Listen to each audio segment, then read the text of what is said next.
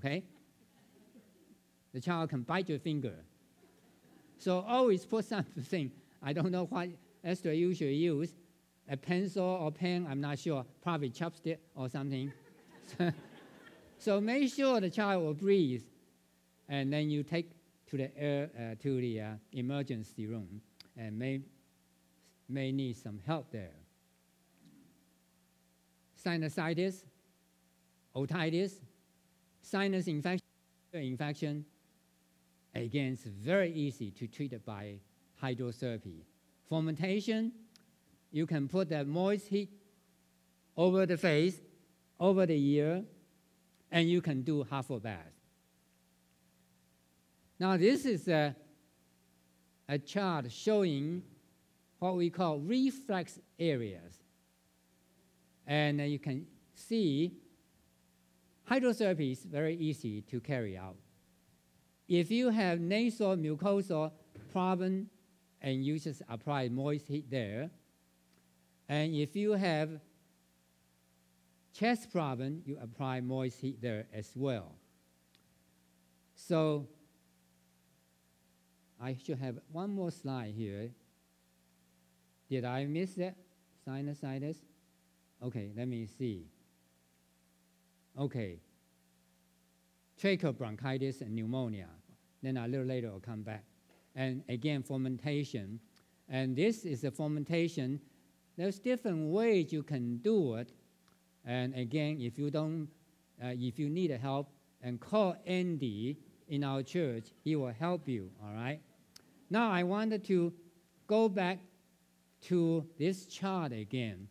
And I want you to pay attention to the area we do half a bath.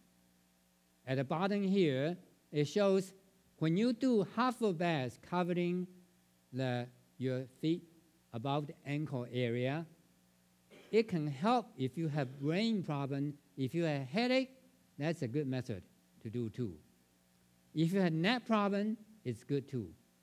If you have bladder problem, vaginal problem, prostate problem, half a bath also help a great deal. And of course, we use it for upper respiratory passages and for sinusitis as well.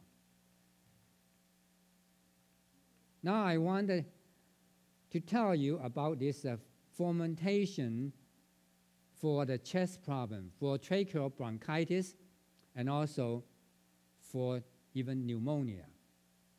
Most of the time it's viral pneumonia, even bacterial pneumonia. This fermentation over the chest is still the most useful procedure. I don't have time to tell you the stories. We have helped people with the most stubborn type of respiratory infection, pneumonia, by just teaching them how to do the fermentation. The moist heat is very penetrating. You see, even a person, let's say, is a little bit heavy weight, and the skin and below the skin and the chest may be 1 inch or 2 inches, the moist heat can actually penetrate all the way down to 2 inches. Dry heat will not do so. I think you ladies can understand this very well. When you bake your food in the oven, you use how many, what's the temperature? Like 300, right? Or 350. But if you're going to boil the food, you only need 100 degrees, right? And so it's moist heat is much more effective, much more penetrating.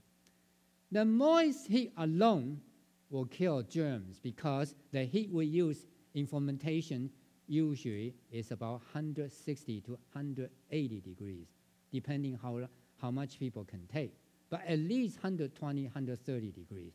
That temperature can actually kill nearly all kinds of germs.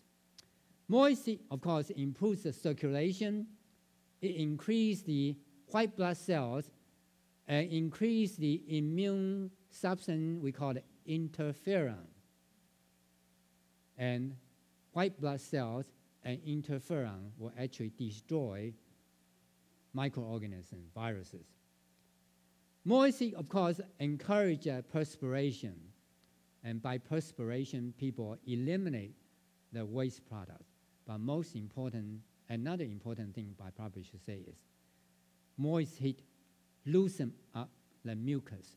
You see, when people has bronchitis or pneumonia, one of the problems is they cough, but nothing come out because the sputum, the phlegm becomes so thick, they just have no way to get it out. I still remembered 2 years ago, my son who lived in Baltimore, he's a musician, and he was scheduled to have a performance, I think, 2 to 3 days. From that time, he called us.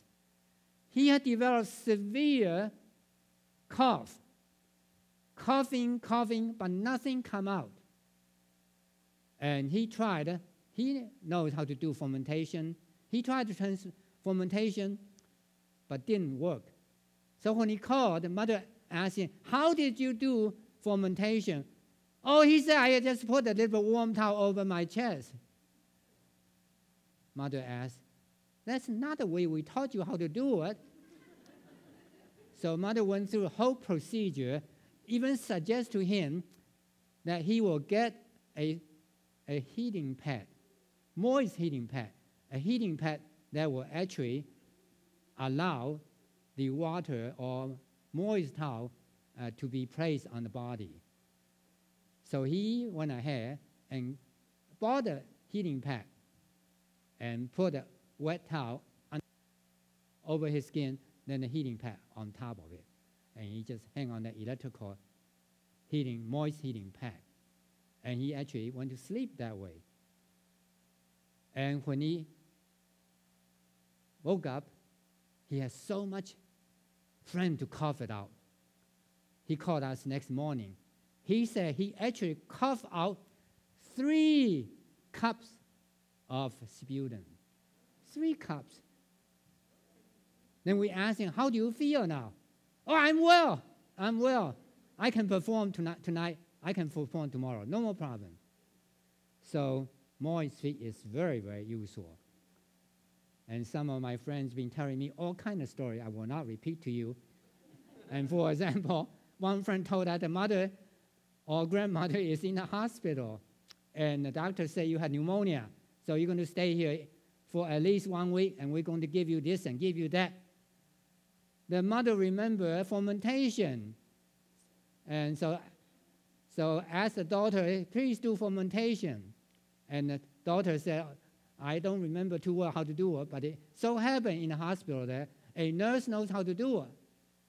And the mother was able to cough it out a lot of sputum.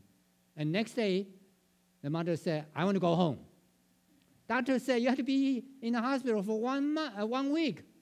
I'm well now, send me home. I don't want to stay any longer. Anyway, this is the procedure. Please learn it. You know, when we were in China last year, I decided I will print all this information in a little book. I call it Hydrotherapy for Respiratory Infections. We use this little book to teach the doctors and nurses there how to do hydrotherapy, fermentation.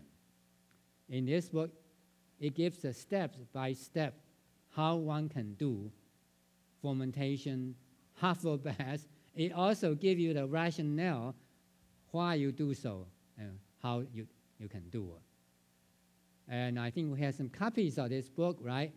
And today, as you leave, we want to give each family 1 copy of this book. So 1 copy of this book for each family. And who's going to pass out the book a little later? Okay, my daughter and her assistant will do that. And I want you to read a little bit and test it out. So when season approaches, if you happen to get cold or flu, try out this method. See if it will work for you. All right, Susan's coming up now. No? And I'm done, Susan. I'm done. So you have a few announcements, and you also have door prizes. It's all yours. Time's all yours now. He said he loved door prizes.